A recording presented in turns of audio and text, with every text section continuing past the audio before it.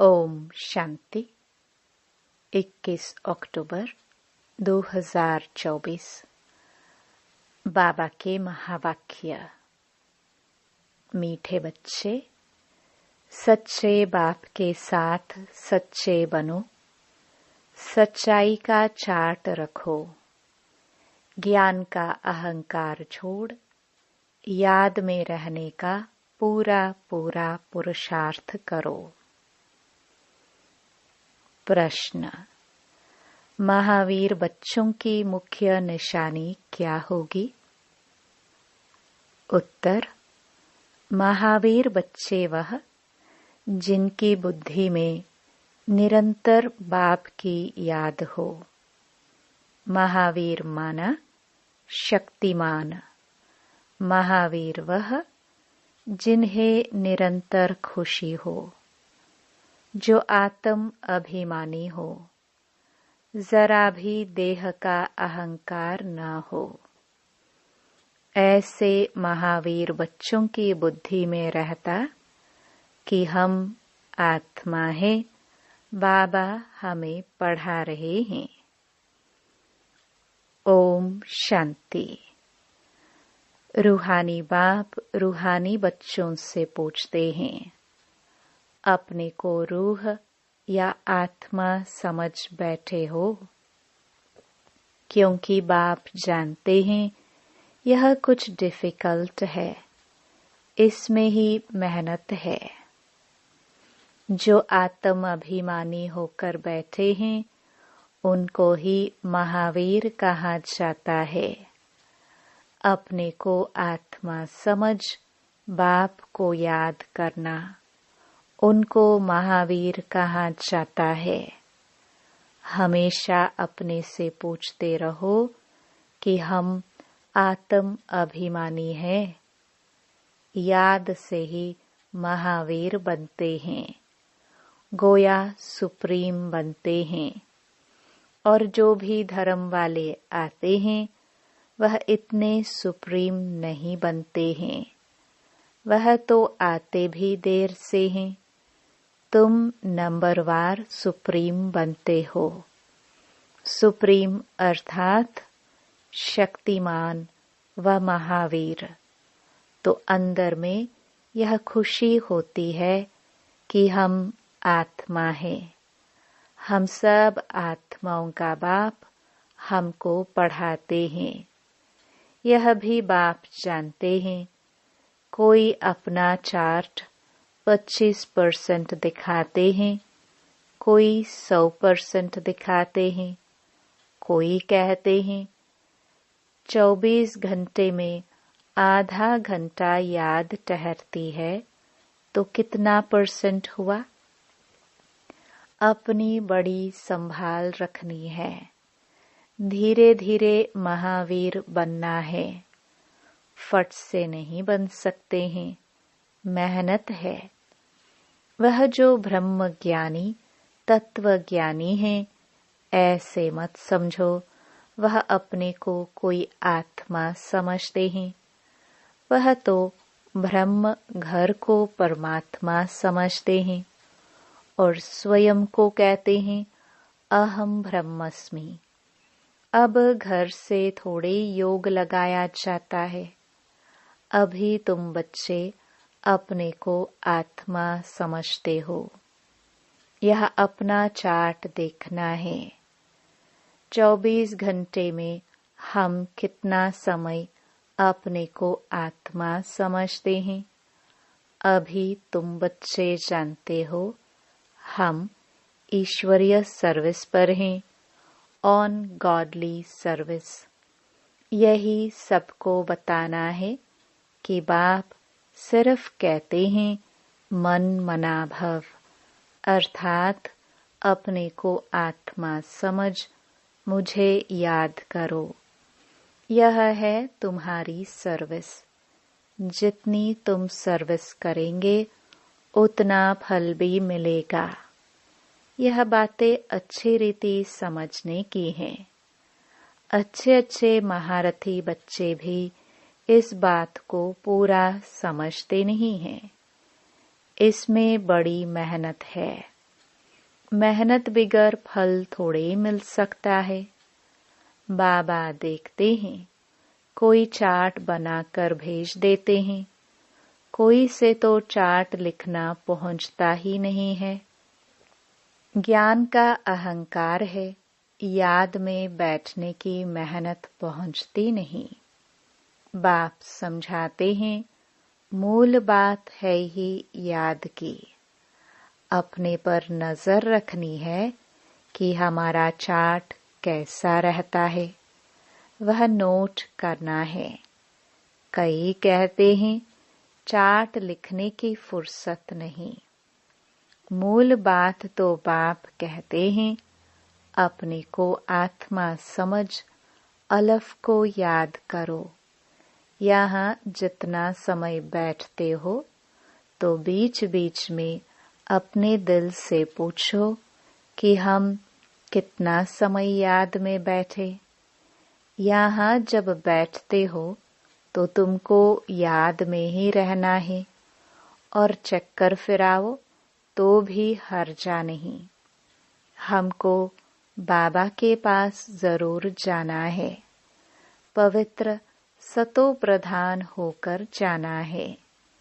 इस बात को अच्छी रीति समझना है। कई तो फट से भूल जाते हैं। सच्चा सच्चा चार्ट अपना बताते नहीं है।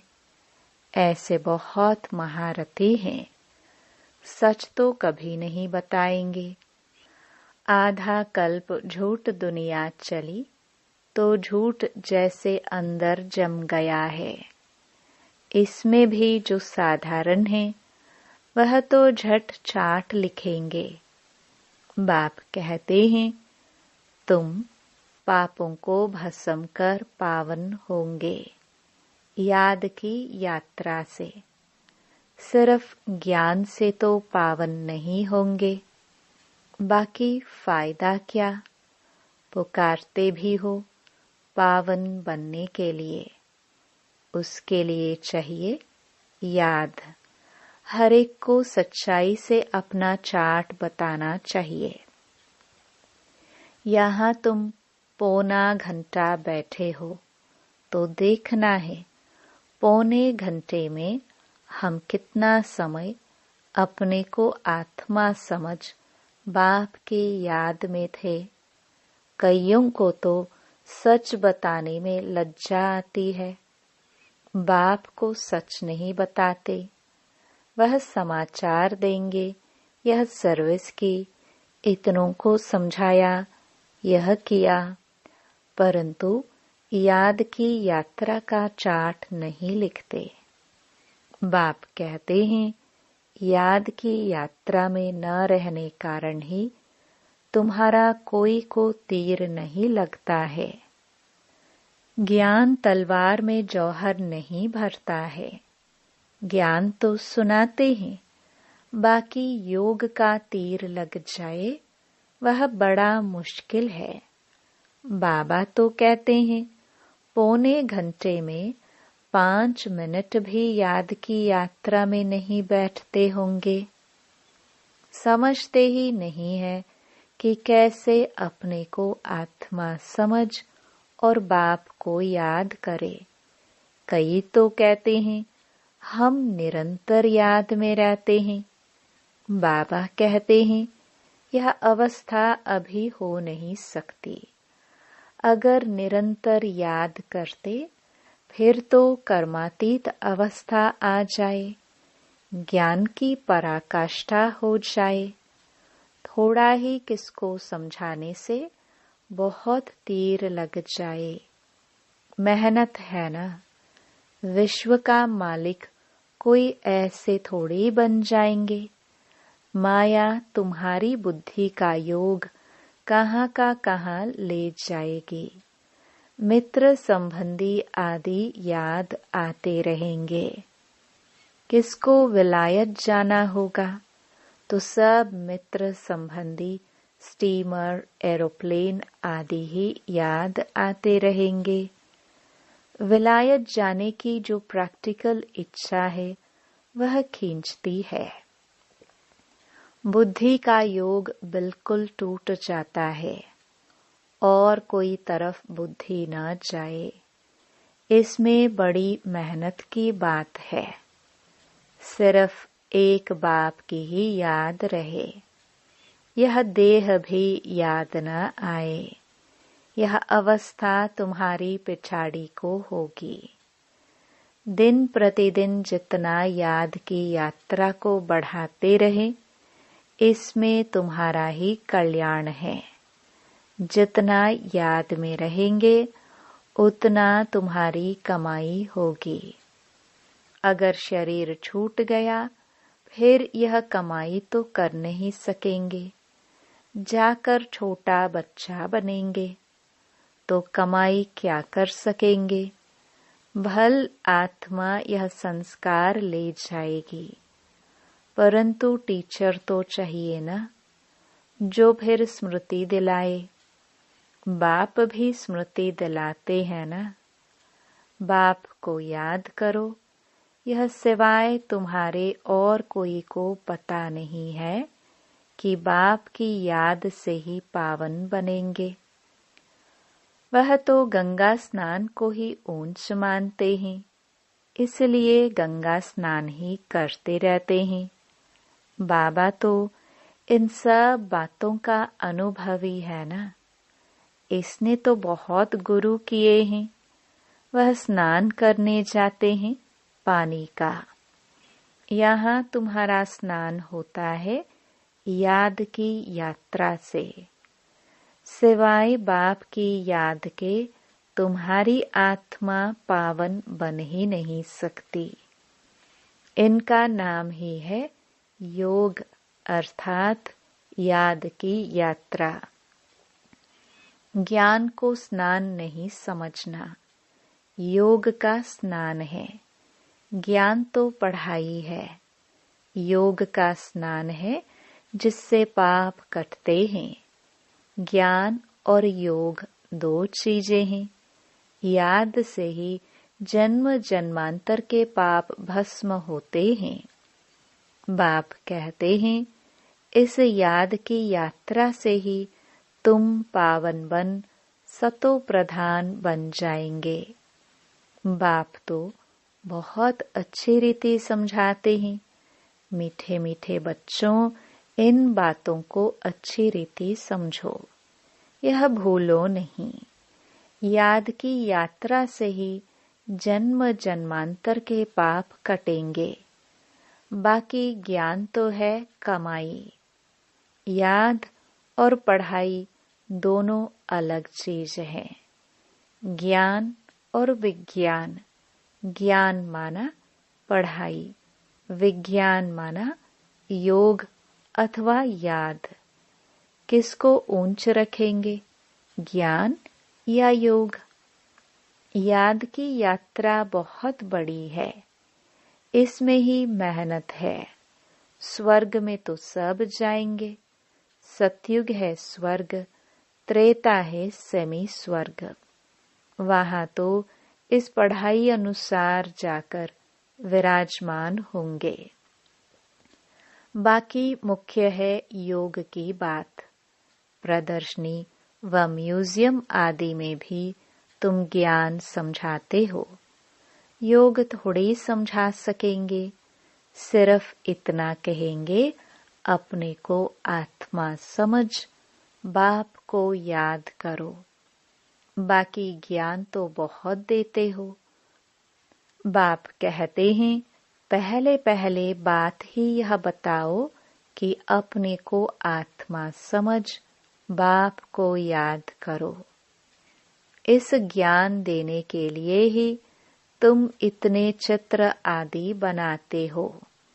योग के लिए कोई चित्र की दरकार नहीं है। चित्र सब ज्ञान की समझाने के लिए बनाए जाते हैं। अपने को आत्मा समझने से देह का अहंकार बिल्कुल टूट जाता है। ज्ञान में तो जरूर मुख चाहिए वर्णन करने के लिए। योग की तो एक ही बात है, अपने को आत्मा समझ बाप को याद करना है। पढ़ाई में तो देह की दरकार है। शरीर बिगर कैसे पढ़ेंगे व पढ़ाएंगे। पतित पावन बाप है तो उनके साथ योग लगाना पड़े ना। परंतु कोई जानते नहीं है। बाप खुद आकर सिखलाते हैं। मनुष्य मनुष्य को कभी सिखला न सके। बाप ही कहते हैं मुझे याद करो। इसको कहा जाता है परमात्मा का ज्ञान। परमात्मा ही ज्ञान का सागर है। यह बड़ी समझने की बातें हैं। सबको यही बोलो कि बेहद के बाप को याद करो। वह बाप नई दुनिया स्थापन करते हैं। वह समझते ही नहीं कि नई दुनिया स्थापन होनी है। जो भगवान को याद करे, ध्यान में भी नहीं है तो ख्याल करे ही क्यों। यह भी तुम जानते हो। परमपिता परमात्मा शिव भगवान एक ही है। कहते भी है ब्रह्म देवताय नमः। फिर पिछाड़ी में कहते हैं शिव परमात्माय नमः। वह बाप है ही ऊंच ते ऊंच, परंतु वह क्या है यह भी नहीं समझते। अगर पत्थर ठिक्कर में है फिर नमः काहे की। अर्थ रहित बोलते रहते हैं। यहाँ तो तुमको आवाज से परे जाना है, अर्थात निर्वाण धाम शांति धाम में जाना है। शांति धाम सुख धाम कहा जाता है। वह है स्वर्ग धाम। नरक को धाम नहीं कहेंगे। अक्षर बड़े सहज हैं। क्राइस्ट का धर्म कहाँ तक चलेगा।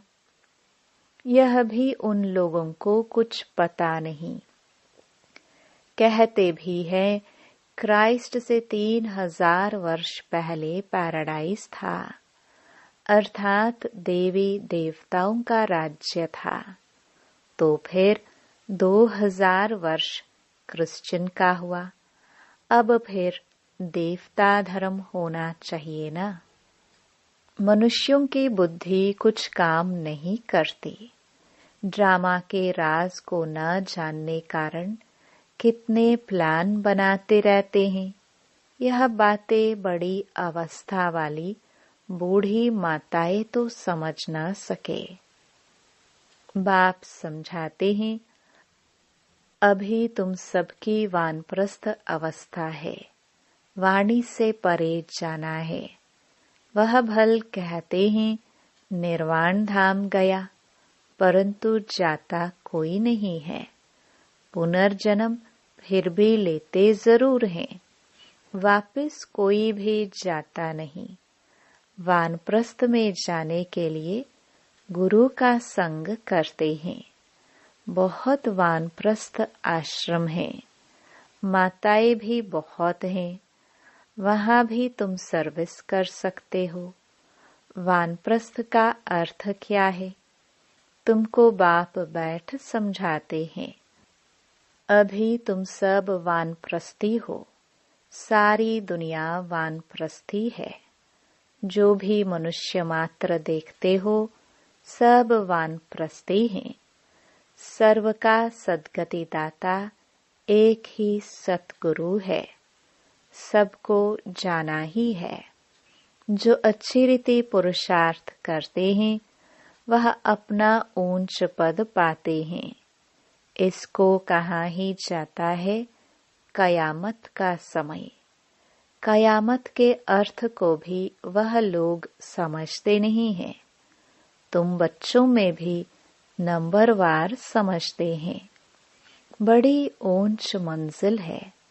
सबको समझना है। अभी हमको घर जाना है जरूर।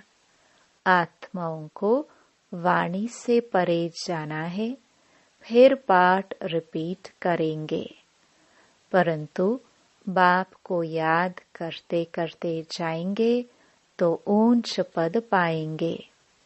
दैवी गुण भी धारण करने हैं। कोई गंदा काम, चोरी आदि नहीं करना चाहिए।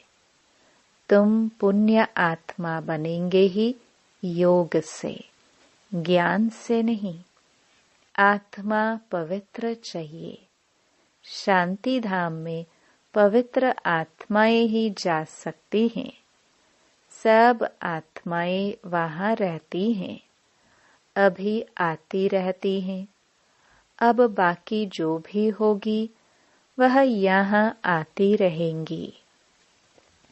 तुम बच्चों को याद की यात्रा में बहुत रहना है। यहाँ तुमको मदद अच्छी मिलेगी। एक दो का बल मिलता है ना। तुम थोड़े बच्चों की ही ताकत काम करती है। गोवर्धन पहाड़ दिखाते हैं ना, अंगुली पर उठाया, तुम गोप गोपिया हो ना। सत्युगी देवी देवताओं को गोप गोपिया नहीं कहा जाता है। अंगुली तुम देते हो।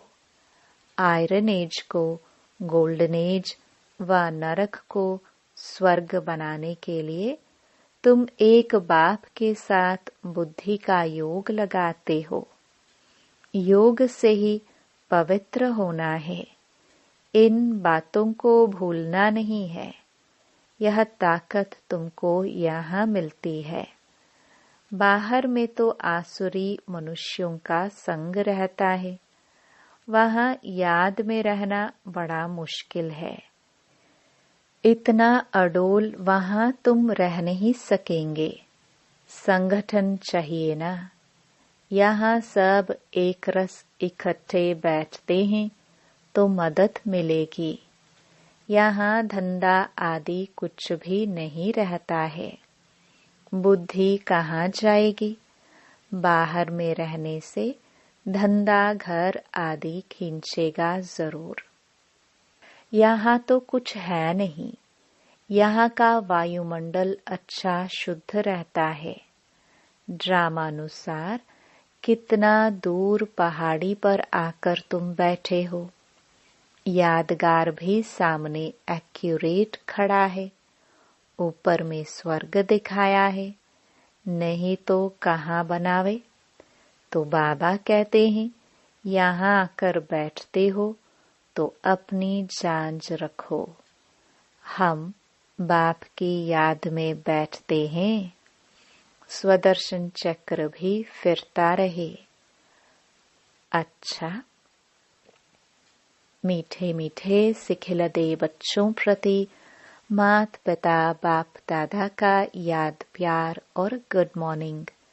रूहानी बाप की रूहानी बच्चों को नमस्ते।